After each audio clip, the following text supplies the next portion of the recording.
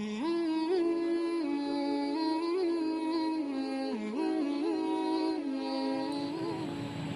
اللہ الرحمن الرحیم۔ پاکستان ہمارے لیے اللہ تعالیٰ کی بہت بڑی نعمت ہے۔ یہ ایک ایسی نعمت ہے جو ہمیں اتنی آسانی کے ساتھ نہیں ملی، بلکہ اس کے لیے ہمیں لاکھوں قربانیاں پیش کرنی پڑیں۔ اس کے لیے ہمیں آگ اور خون کے دریا عبور کرنے پڑے۔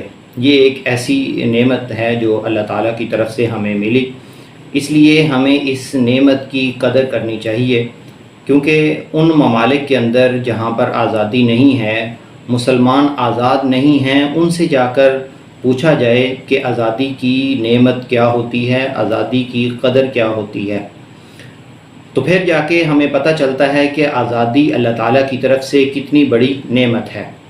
تو اس پر ہمیں اللہ تعالیٰ کا شکر ادا کرنا چاہیے اور اپنے وطن سے محبت کرنی چاہیے۔ شکر ادا کرنے کا حکم اللہ تعالیٰ نے قرآن پاک میں دیا ہے، لَئِن شَكَرْتُمْ لَأَزِيدَنَّكُمْ، کہ اگر تم شکر ادا کرو گے تو تمہاری نعمتوں میں اضافہ کروں گا۔ اسی طریقے سے اپنے وطن سے محبت کرنا یہ ہمیں آپ صلی اللہ علیہ وسلم نے سکھایا ہے۔ آپ صلی اللہ علیہ وسلم جب مکہ مکرمہ کو چھوڑ کر مدینہ منورہ جا رہے تھے تو آپ صلی اللہ علیہ وسلم کی طرف دیکھتے تھے اور یہ کہتے تھے کہ اے مکہ، میں تجھے چھوڑ کر نہ جاتا، لیکن یہاں کے رہنے والے لوگ جو ہے وہ مجھے یہاں پر رہنے نہیں دیتے، تو اس لیے اللہ تعالیٰ کے حکم سے میں تجھے چھوڑ کر جا رہا ہوں۔ اسی طریقے سے جب آپ صلی اللہ علیہ وسلم مدینہ منورہ پہنچ گئے تو آپ صلی اللہ علیہ وسلم نے وہاں پہنچ کر دعا کی۔ بخاری شریف میں یہ دعا موجود ہے۔ آپ صلی اللہ علیہ وسلم نے فرمایا کہ یا اللہ، جتنی مکہ مکرمہ کی محبت ہمارے دلوں میں ہے، اتنی یا اس سے زیادہ مدینہ منورہ کی محبت ہمارے دلوں میں ڈال دے۔ تو یہ اپنے وطن سے محبت کرنا آپ صلی اللہ علیہ وسلم نے ہمیں سکھایا۔ آپ صلی اللہ علیہ وسلم جب سفر پر تشریف لے جاتے تھے تو واپس جب آتے تو مدینہ منورہ کو دیکھتے ہی آپ صلی اللہ علیہ وسلم کے چہرہ انور پر مسکراہٹ آ جاتی تھی۔ تو یہ وطن سے محبت کرنا آپ صلی اللہ علیہ وسلم کی تعلیمات ہیں، تو ہمیں بھی چاہیے ہم اپنے وطن سے محبت کریں۔ پاکستان 14 اور 15 اگست کی درمیانی شب کو معرض وجود میں آیا، اس لیے پاکستان کا جو پہلا یوم آزادی منایا گیا وہ 15 اگست کو منایا گیا۔ اگر ہم اسلامی تاریخ کو لیں، اسلامی اعتبار سے، اسلامی مہینے کے اعتبار سے، تو رمضان کے مہینے میں پاکستان معرض وجود میں آیا، یعنی کہ مہینہ بھی برکت والا، اور پھر عاشرہ آخری عاشرہ بھی مبارک، اور پھر 27ویں شب کو معرض وجود میں آیا تو وہ رات بھی برکت والی۔ اس رات کے اندر پاکستان معرض وجود میں آیا، تو چاہیے تو یہ تھا کہ ہم اسلامی اعتبار سے، اسلامی مہینے کے اعتبار سے، اسلامی کیلنڈر کے اعتبار سے ہم اپنا یوم آزادی مناتے، تاکہ رمضان کے مہینے کے اندر رمضان کی جو برکات ہیں وہ بھی ہم اس کو بھی ہم زیادہ سے زیادہ سمیٹ سکتے اور اپنے شہداء کو زیادہ سے زیادہ ہم ایصال ثواب کر سکتے۔ پاکستان اسلام کے نام پر بنایا گیا، اس لیے علماء نے بھی قائد اعظم رحمہ اللہ کا ساتھ دیا، بلکہ ایک جگہ قائد اعظم رحمہ اللہ نے خود فرمایا کہ اگر علماء میرا ساتھ نہ دیتے تو پاکستان کبھی معرض وجود میں نہ آتا۔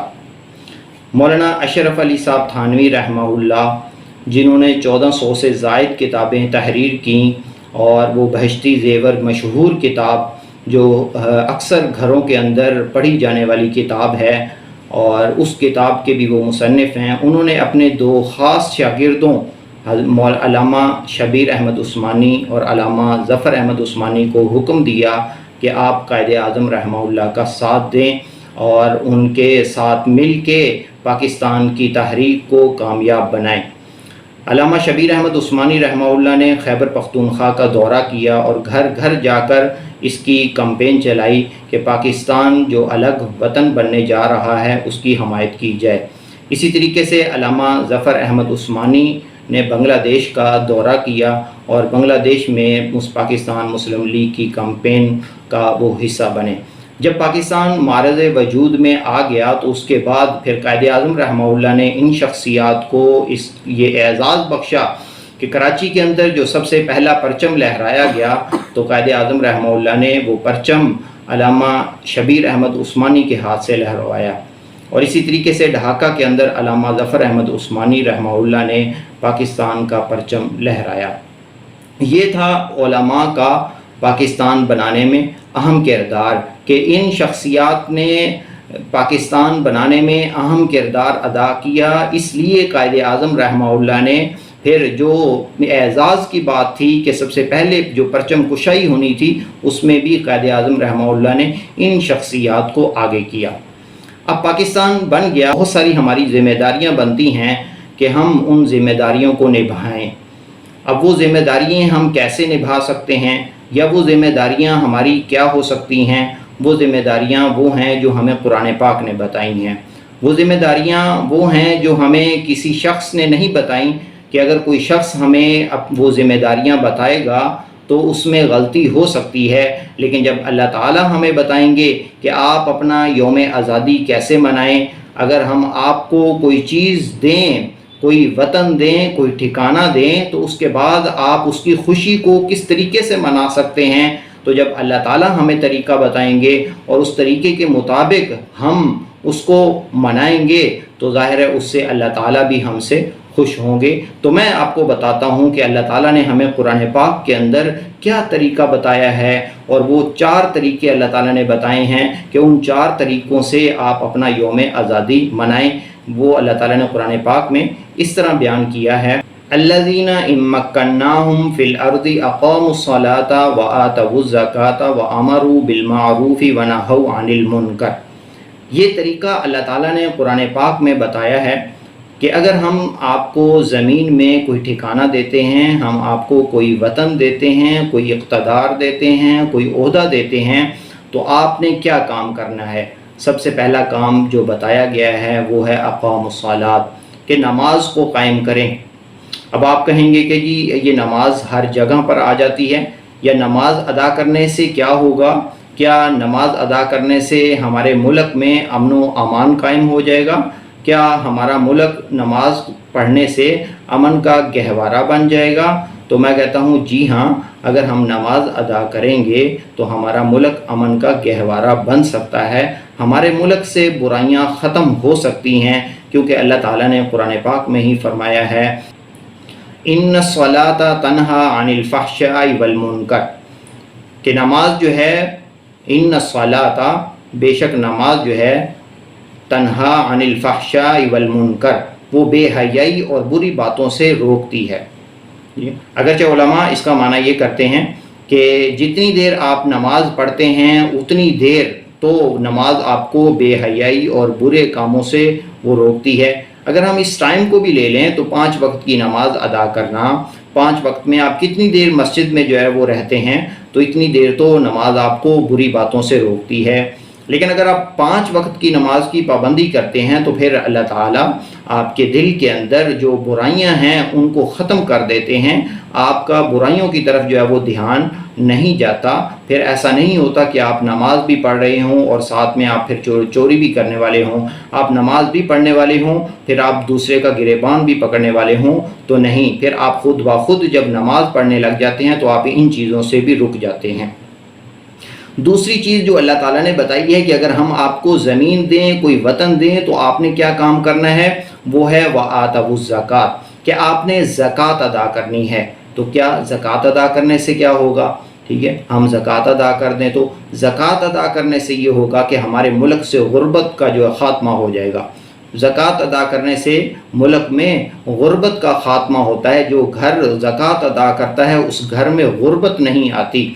हज़रत उमर रज़ी अल्लाह ताला अन्हु ने 22 लाख मुरब्बा मील के ऊपर हुकूमत की है, और उनके आखिरी दौर के अंदर ये तारीख़ का हिस्सा है कि उनके पूरे मुल्क के अंदर कोई एक शख्स ऐसा नहीं था जो कि ज़कात का मुस्तहिक हो। देने वाले थे, मुल्क से बाहर जो है वो ज़कात जाती थी, दूसरे ममालिक में ज़कात को जो है वो भेजा जाता था, अपने मुल्क के अंदर ज़कात लेने का कोई लेने वाला वो मौजूद ही नहीं है। ये थी ज़कात की बरक़ात कि अगर आज भी हम ज़कात के निज़ाम को ठीक कर लें, हम हर घर वाला जो है वो ज़कात देने वाला बन जाए, तो गुर्बत जो है वो ख़त्म हो जाएगी। देने वाले के घर में गुर्बत वैसे ही नहीं आएगी, और जब वो देगा तो जो गरीब होगा तो उसके पास पहुंच जाएगी, वो भी गरीब नहीं रहेगा। اور جو تیسری چیز ہے وہ ہے امر بالمعروف، کہ نیکی کا حکم کرنا، کہ ہم خود بھی عمل کریں، ہم خود بھی نیکی کریں، خود بھی نیک کام کریں، اور لوگوں کو بھی، دوسروں کو بھی نیک کام کرنے کی تلقین کریں۔ اور چوتھی چیز یہ ہے کہ برائیوں سے روکنا، برائیوں سے منع کرنا۔ اب ہم برائیوں سے کیسے روکیں؟ کیا ہم ڈنڈا اٹھا لیں؟ کیا ہر ایک کے سر پہ کھڑے ہو جائیں کہ بھئی آپ نے یہ برائی نہیں کرنی، آپ نے یہ غلط کر دیا، اگر آپ کریں گے تو ہم آپ کا گریبان پکڑیں گے، ہم آپ کا ہاتھ پکڑیں گے، آپ کو ماریں گے؟ نہیں، یہ طریقہ نہیں، بلکہ آپ نے برائیوں سے جو روکنا ہے وہ بھی نبوی طریقے کے مطابق روکنا ہے۔ جو آپ صلی اللہ علیہ وسلم نے ہمیں طریقہ بتایا ہے روکنے کا، اس طریقے کے مطابق ہم روکیں گے۔ اور وہ طریقہ کیا ہے، کس طریقے کے مطابق ہم روکیں گے؟ وہ طریقہ یہ ہے کہ آپ صلی اللہ علیہ وسلم نے فرمایا کہ اگر تم برائی ہوتی ہوئی دیکھو تو اس کو آپ ہاتھ سے روک دو، لیکن اگر آپ ہاتھ سے نہیں روک سکتے تو آپ اپنی زبان سے اس کو جو ہے وہ روک دو۔ آپ اپنی زبان سے کہہ دو کہ بیٹا یہ کام برا ہے، آپ اس کام کو نہ کریں۔ لیکن اگر آپ زبان سے بھی نہیں روک سکتے تو کم از کم آپ اس برائی کو دل کے اندر تو برا جانیں۔ آپ جب دل کے اندر اس کو برا جانیں گے تو یعنی کہ آپ خود اس برائی کے اندر شامل نہیں ہوں گے۔ تو اس طریقے سے اگر اللہ تعالیٰ نے ہمیں وطن دیا ہے تو یہ 4 کام کرنے سے، نماز پڑھنے سے، زکوٰۃ ادا کرنے سے، نیکی کا حکم کرنے سے، برائیوں سے روکنے سے، کیا ہے، ہم اپنے وطن کو امن کا گہوارہ بنا سکتے ہیں۔ اور یہ وہ ذمہ داریاں ہیں جو حکمرانوں کی نہیں بلکہ ہر شخص کی ہیں۔ حکمران اپنی جگہ پر اس کے اوپر جو ہے وہ کام کر سکتے ہیں، ہر فرد، میں اور آپ جو ہے وہ ہم اپنی جگہ پر یہ کام کر سکتے ہیں۔ یہ 4 کام ایسے ہیں جو کوئی شخص نہیں کہہ سکتا کہ بھئی یہ کام میرے لیے مشکل ہیں، یہ کام میں نہیں کر سکتا۔ نہیں، یہ ہم سب یہ کام کر سکتے ہیں۔ جب ہم سب یہ کام کریں گے تو ہم شریعت کی جو ہے وہ پابندی کریں گے، ہم شریعت کے مطابق اپنا وطن کی جو آزادی ہے اس کو منائیں گے، نہ کہ جو عام آج کل ہمارے ہاں جو مروجہ طریقہ ہے منانے کا، وہ جو کہ ٹھیک نہیں ہے، اس میں دوسروں کی تکلیف کا جو ہے وہ باعث بھی بنتے ہیں۔ ہم اس طریقے سے رک جائیں گے اور صحیح ایک اسلامی طریقے کے مطابق جو ہے وہ ہم اپنے یوم آزادی کو منانے والے بن جائیں گے۔ اللہ تعالیٰ سے دعا ہے کہ اللہ تعالیٰ ہمیں صحیح سمجھ عطا فرمائے، آمین۔